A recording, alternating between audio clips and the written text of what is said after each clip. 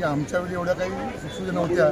आज फक्त प्रो कबड्डीचं जे टायमिंग लावलेलं आहे त्या विद्यार्थ्यांचं ते म्हणजे आम्हाला ज्या लाईन्स वगैरे अशा ज्या पद्धतीने कोच आहेत प्रत्येकाला, तसं आमच्या वेळी नव्हतं. या अशा स्पर्धा नमूद बरोबर उद्देश खूप मोठा आहे, जो आज आपण आमच्या भारतीय जनता पक्षाच्या नेत्यांनी जो कार्यक्रम मोठा चालू केलेला आहे.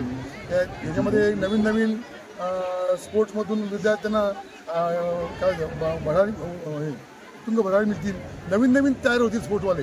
म्हणजे आपल्या आता बघा देशामध्ये आज आपला जगामध्ये नाव करणारा नीरज चोप्रा भालाफेकमध्ये जो आहे, आज जगात त्याचं नाव झालेलं आहे.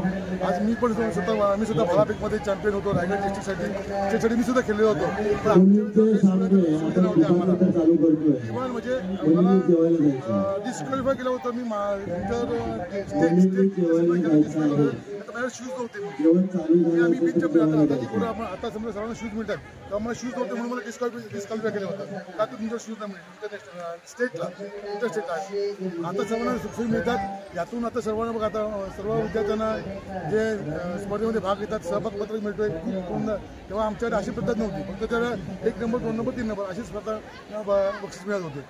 त्याच्यामुळे नवीन जी पिढी आहे त्यांना खरोखर उत्स्फूर्त म्हणजे त्यांना कॉन्फिडन्स वाढेल ह्या अशा स्पर्धा घेतल्या नाही. आणि नवीन नवीन आपल्याला देशाला आणि आपल्या महाराष्ट्राला नवीन नवीन स्पोर्ट्समन मिळतील. शुभेच्छा काय आम्ही असाच स्पर्धा सर्व ठिकाणी व्हायला पाहिजे, जेणेकरून आपली जी आता नवीन पिढी आहे त्या नवीन पिढीला खरोखर पुढे जाण्याचा स्कोप आहे. शिक्षण तर आहेच, पण शिक्षणातून आता आपल्या देशामध्ये बघितलं की आपण स्पोर्ट्समधून सुद्धा विद्यार्थी आता किती घडत आहेत. आता IPL सारख्या स्पर्धा आहेत, IPL आहेत किंवा अजून काही ज्या वेगवेगळ्या स्पर्धा आहेत, बॅडमिंटन आहे, टेबल टेनिस आहे, लॉंग टेनिस आहे. त्यातून जो शिकतो आणि शिकून पण नंतर मग त्यातून स्पोर्ट्स करतो, त्याचा खूप आज फायदा होतो आहे. आता रामशेठ ठाकूर साहेब यांच्याबद्दल मी बोलणं एवढा मोठा नाही आहे, पण रामशेठ ठाकूरांचा आज अख्ख्या महाराष्ट्रात म्हणजे देशात काही ठिकाणी नाव आहे. ते दानशूर आहेत. दानशूर व्यक्तीबद्दल काय आता लोक काय दानशूर व्यक्ती बोलले तर दानशूरच आहेत. ते मनापासून ते तन मन धनाने करतायत. हा एवढा ग्राउंड मोठा जो आहे हा स्वतःच्या खर्चाने केलेला आहे. अशी किती ग्राउंड आहेत.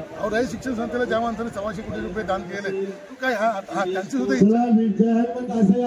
स्वतः शिक्षक आहेत. शिक्षकांना ते विद्यार्थी घडवायचे आहेत म्हणून त्यांच्या ते मनापासून कित्येक वर्ष त्यांनी काम केलं आणि घडतील असं मला.